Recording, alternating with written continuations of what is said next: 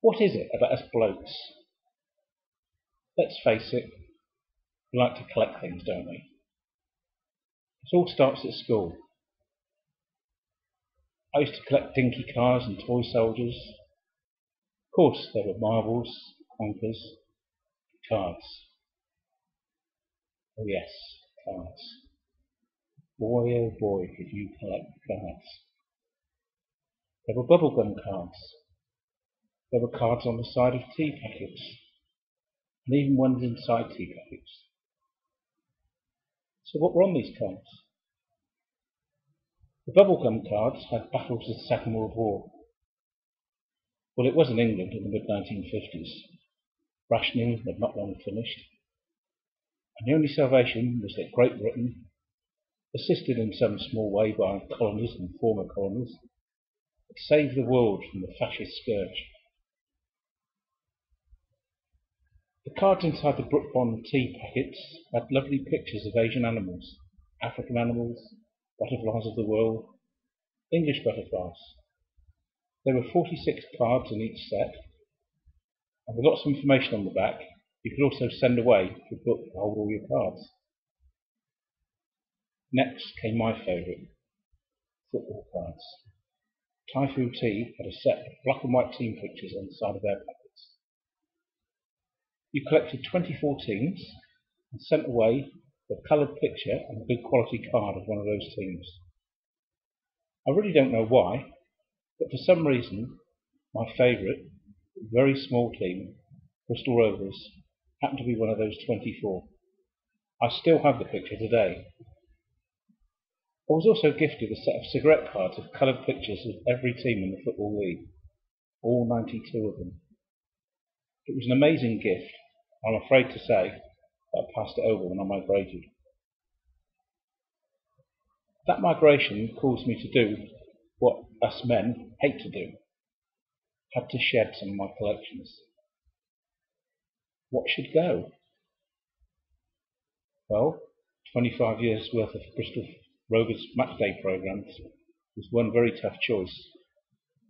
Each one reminded me of a game I'd been to.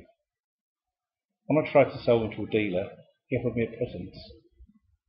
I decided to give them back to the club.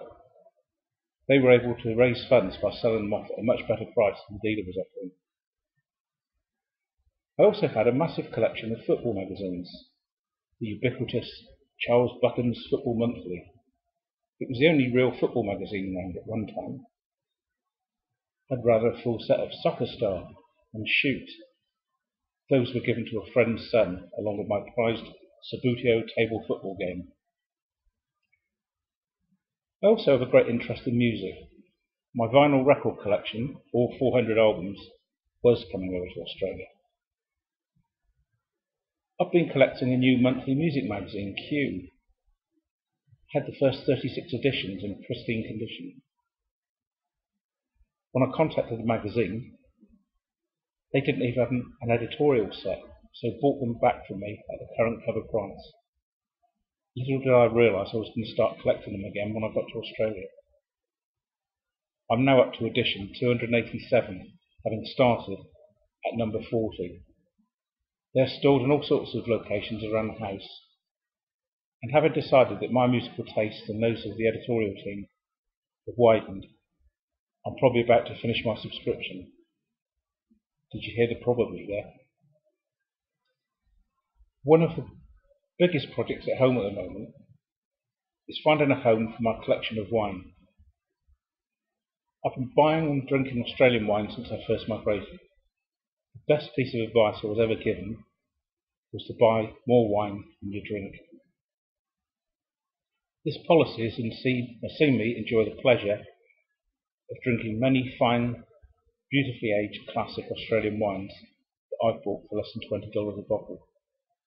We recently opened one of these that was currently valued at something over $70. But you see, I've started collecting football programmes again. I've been writing matchday previews of my beloved Bristol Rovers since 1995.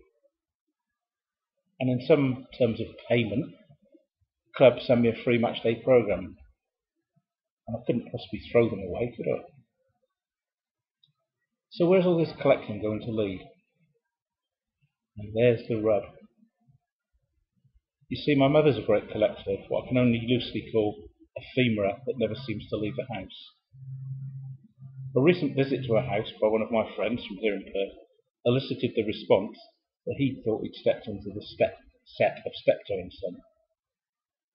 I can see how over a period of decades Mum has surrounded herself, and as she gets older, there's this prospect of having to shed the likes of my old school books, my old black and white photographic enlarger, and numerous other things. Having taken the decision to stop collecting Q magazines, I realised that I'm going to have to bite the bullet and sell off some of the other items too. Much of it has taken a lifetime to collect, but I don't want it to take a lifetime to shed.